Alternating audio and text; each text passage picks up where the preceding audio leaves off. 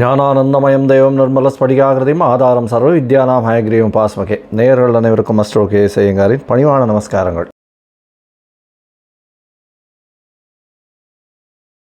வாரபலன் 13/5/2024 19/5/2024 வரலும் உண்டான வாரத்திற்கு மேஷம் முதல் மீனம் வரை என்ன பலன்னு பார்க்கலாம். அதற்கு முன்னாடி இந்த வாரத்தினுடைய கோல்சாரம் என்ன, இந்த வாரத்தில் வரக்கூடிய விசேஷ நாட்கள் என்ன, அதற்கு பிறகு இந்த வாரத்தில் எந்தெந்த ராசிக்காரர்களுக்கு சந்திராஷ்டமம் அப்படின்னு வரிசைப்படுத்தி பார்க்கலாம்.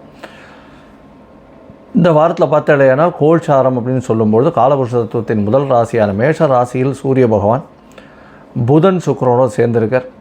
ரிஷபத்தில் குரு பகவான், கன்னியில் கேதுவும், சனி பகவான் கும்பத்திலையும், மீனத்தில் ராகுவும் செவ்வாயும் இருக்க. இந்த வாரம் வரக்கூடிய பயிற்சிகள் மாற்றங்கள்னு பார்த்தோம்னா மாத கிரகமான சூரியன் மேஷத்திலிருந்து ரிஷபத்துக்கு 14ஆம் தேதி கார்த்தால போகிறார். வைகாசி மாதம் பிறக்கிறது. நம்ம சௌரமானம்ன்ற வழக்கத்தை கொண்டு உள்ளோம். அதனால் சூரிய பகவான் ஒரு ராசியிலிருந்து அடுத்த ராசிக்கு போகிறத சௌரமானமாக கொண்டாடி அது மாத பிறப்பு அப்படின்னு சொல்லி வைகாசி மாதம் 2வது மாதம் பிறக்கிறது அப்படின்றத சொல்கிறோம்.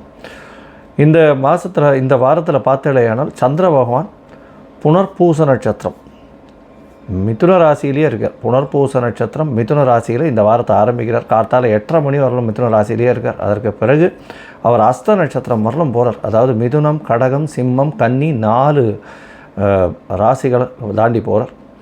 அஸ்த நட்சத்திரம் வரலும் போகிறார் கன்னியா ராசிக்கு. இந்த வாரத்தில் பார்த்தாலேயானால் சுப நிகழ்ச்சிகள் அப்படின்னு பார்க்கும்பொழுது பூச நட்சத்திரம் வருது. பூச நட்சத்திரம் 13ஆம் தேதி அன்றைக்கி அது ஒரு பெரிய விசேஷம். வடலூர் பூசத்துக்கே பெயர் போன இடம். தைப்பூசம் பெரிய விசேஷம். இருந்தாலும் எல்லா பூசத்திற்கும் வடலூரை நினைச்சு அங்கே இது வள்ளலாரை பற்றி சொல்லாத ஒரு நாளே இருக்காது. இந்த வாரத்தில் வரக்கூடிய இன்னொரு விசேஷ நாள் அப்படின்னு பார்க்கும்போது அஷ்டமி, அதாவது வளர்பிறை அஷ்டமி இந்த வாரத்தில் வருது. வளர்பிறை அஷ்டமி 15ஆம் தேதி வருது. நார்மலாக தேய்பிறை அஷ்டமிக்கும் வளர்பிறை அஷ்டமிக்கும் காலபைரவரை வணங்குவா. இருந்தாலும் காலபைரவரை வளர்பிறை அஷ்டமியில் வணங்குறவா தேய்பிறை அஷ்டமியில் வணங்காமல் இருக்கிறது சால சிறந்தது. ஏன்னா வளர்பிறை அஷ்டமியில் வணங்கக்கூடிய பைரவரை போய் வணங்கிட்டு வர்றதன் மூலியமாக நீங்கள் கேட்ட வரங்கள் அத்தனையும் கிடைக்கக்கூடிய வாய்ப்பு உண்டு. பிரச்சனைகள் எல்லாவற்றிலிருந்தும் கடன் எல்லா பிரச்சனைகள்லேருந்தும் வெளியில் வரக்கூடிய வாய்ப்புகள் உண்டு. கண் திருஷ்டி அதை தவிர உடல் நலத்தில் பாதிப்பு இதிலெல்லாம் கொஞ்சம் ஏற்றம் வரணும் அப்படின்னா வளர்பிறையில் வரத்தை கேட்கக்கூடியது அப்படின்னு சொல்லக்கூடியது போய் காலபைரவரை வேண்டிட்டு வாங்க, நல்ல ஒரு ஏற்றம் கிடைக்கும். இந்த வாரத்தில் ஞாயிற்றுக்கிழமை, அதாவது 19ஆம் தேதி அன்றைக்கி ஏகாதசி, சர்வ ஏகாதசி அன்றைக்கி வைணவர்களுக்கு ஒரு பெரிய ஏற்றம். அன்றைக்கி உண்ணா நோன்பு இருப்பாங்க, சாப்பிட மாட்டாங்க, சுஜ்ஜி பண்ணி சாப்பிட்றது வழக்கம். இந்த ஏகாதசியை பொறுத்தவரையிலும் பார்த்தாலேயானால் வைணவர்களுக்கு பெரிய ஏற்றமான விஷயம். சரி, இந்த வாரத்தில் பார்த்தேன்னா எந்தெந்த ராசிக்காரர்களுக்கு சந்திராஷ்டமம்னு பார்க்கும்பொழுது சந்திராஷ்டமம் விருச்சிக ராசிக்கு இருக்குது. கார்த்தால ஒரு 8:30 மணி வரலும் இருக்குது. அதற்கு பிறகு தனுசு ராசி, மகர ராசி, கும்ப ராசி, இந்த 4 ராசிகளுக்கு விருச்சிகம், தனுசு, மகரம், கும்பம் 4 ராசிகளுக்கும் சந்திராஷ்டம காலமாக இருக்கும். இந்த வாரத்தில் சந்திராஷ்டமம்னா உங்களுடைய பிறந்த ராசிக்கு 8ஆம் இடத்துல சந்திர பகவான் போகிறது சந்திராஷ்டமம்னு சொல்கிறோம். சந்திராஷ்டமத்துக்கு என்ன ஆகும் அப்படின்னா மதிகாரகன் மறைந்து இருக்கக்கூடிய காலகட்டம், மதி மயங்கக்கூடும், தவறான முடிவுகள் எடுக்கக்கூடும். அதனால் முடிஞ்ச அவ்வளவு புது முயற்சி வேண்டாம், வெளியூர் வெளிமான பிரயாணம் வேண்டாம்ன்றது சொல்கிறோம். இந்த வாரத்தில் பார்த்தாலேயானால் இந்த சந்திராஷ்டம தினத்தில் ஏதாவது பண்ண வேண்டிய கட்டாயத்தில் இருந்ததே ஆனால் நீங்கள் அருகில் இருக்கக்கூடிய கோசாலைக்கு போய் உங்களால் முடிஞ்ச அளவு ஒரு கீரைக்கட்டு, அதாவது அகத்தி கீரைக்கட்டு வாங்கி கொடுத்துட்டு வர்றதன் மூலியமாக இந்த சந்திராஷ்டமத்தின் தாக்கம் நிச்சயமாக குறையும். சரி, இந்த வாரப்பலன் மேஷம் முதல் மீனம் வரை எப்படி இருக்குன்றது பார்ப்போம். அதற்கு முன்னாடி என்னுடைய மொபைல் நம்பர் ஸ்க்ராலிங்கில் போயின்னு இருக்கு. உங்களுக்கு அஸ்ட்ராலஜிக்கல் கன்சல்ட் தேவைப்பட்டு தான் எனக்கு ஃபோன் பண்ணுங்க. உங்களுக்கு அப்பாயின்மெண்ட் தரேன். இது முதல்ல உங்களுடைய date, time, place of birth, உங்களுடைய நேம், பேரண்ட்ஸ் நேம் இது எல்லாத்தையும் அனுப்புங்க. இந்த பிடிஎஃப் ஜாதகத்தை பிடிஎஃப் போட்டதுக்கப்புறம் அதில் சந்தி இருக்கான்னு பார்க்கணும். அதாவது பாத சந்தி, நட்சத்திர பாத சந்தி, லக்ன சந்தி, ஒரு ராசிக்கும் அடுத்த ராசிக்கும் நடுவில் இருக்கான்றதை பார்க்கணும். அது தவிர எந்தெந்த கிரகங்கள் 2 மாற்றங்கள் ஏதாவது இருக்கான்றதை பார்க்கணும். பார்த்துட்டு இந்த சந்தியில் வரும்போது சில பேர்லாம் வந்து எனக்கு துலா ராசி அப்படின்னு சொல்லிட்டு இருப்பா, விருச்சிக ராசியில் இருக்கும். அதாவது விசாக நட்சத்திரம் 3ஆம் பாதம் நினச்சிட்டு இருப்பா, 4ஆம் பாதத்தில் இருக்கும்.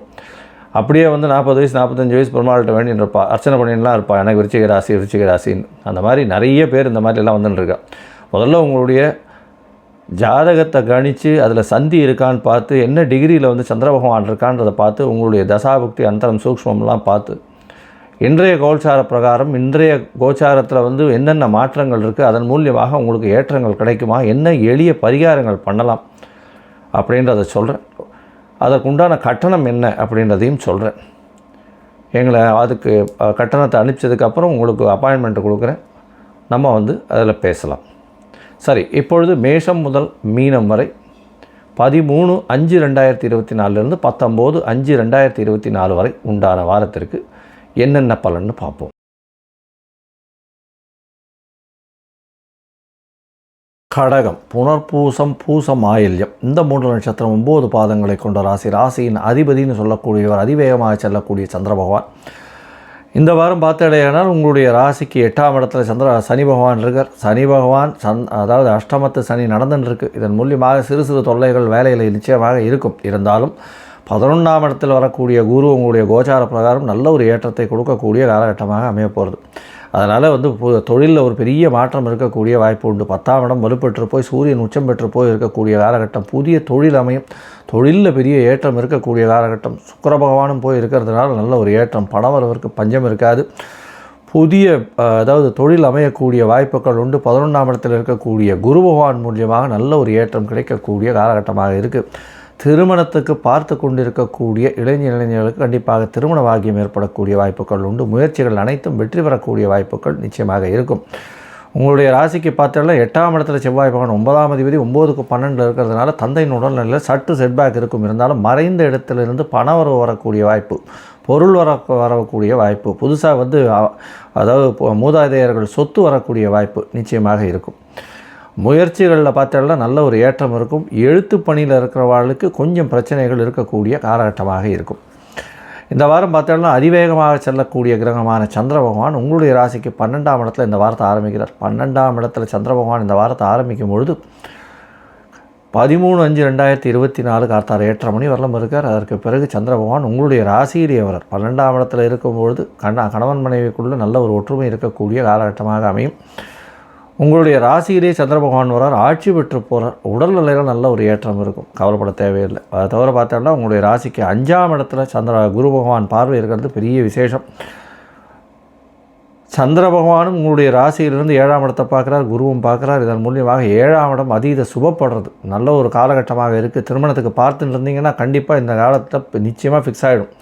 13ஆம் தேதியிலேருந்து 15ஆம் தேதி சாயந்தரம் ஒரு 5-6 மணி வரலும் உண்டான நேரத்தில் கண்டிப்பாக ஃபிக்ஸ் ஆகிடும். அதற்கு பிறகு பார்த்தோம்னா உங்களுடைய ராசிக்கு 2ஆம் இடத்துல சந்திர பகவான் போகிறார். 2ஆம் அதிபதியும் 11ஆம் இடத்துல இருக்கிறது பெரிய விசேஷம். அதனால் தனகாரகன் தனஸ்தானாதிபதி 2 பேருமே 11ஆம் இடத்துல லாபத்தில் இருக்கிறது எவ்வளோ பெரிய ஏற்றம்னா இந்த மாதம் நல்ல ஒரு ஏற்றம் இருக்கும். இந்த மாதம் அதாவது வைகாசி மாதத்தில் 11ஆம் இடத்துல 2 பேருமே இருக்க போகிறா. அதுவும் இந்த வாரத்துலேருந்து ஆரம்பிக்கிறதுனால பணமழை கொட்டக்கூடிய வாய்ப்பு.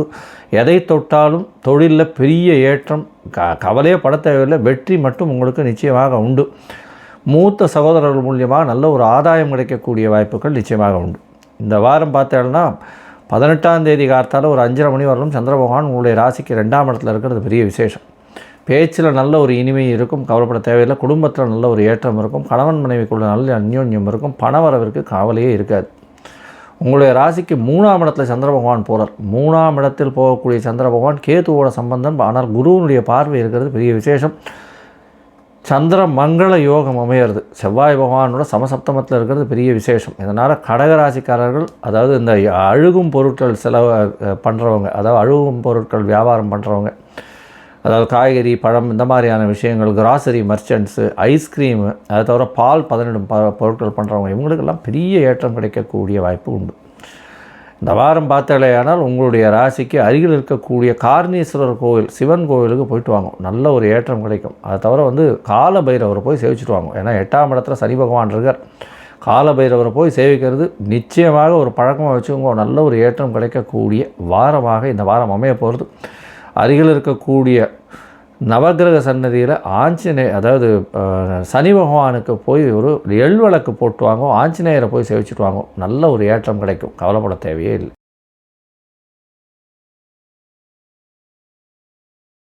லோகா சமஸ்தா சுகினோ பவந்து. நன்றி, நமஸ்காரம். Astro KS Iyengar YouTube channel பார்த்தமைக்கு நன்றிகள். மேலும் இது போன்ற ஆன்மீக ஜோதிஷ தகவல்கள் உங்களை வந்து அடைய astro KS Iyengar YouTube channel subscribe செய்யவும், பெல் ஐக்கானை மறக்காமல் அழுத்தவும். நன்றி, வணக்கம்.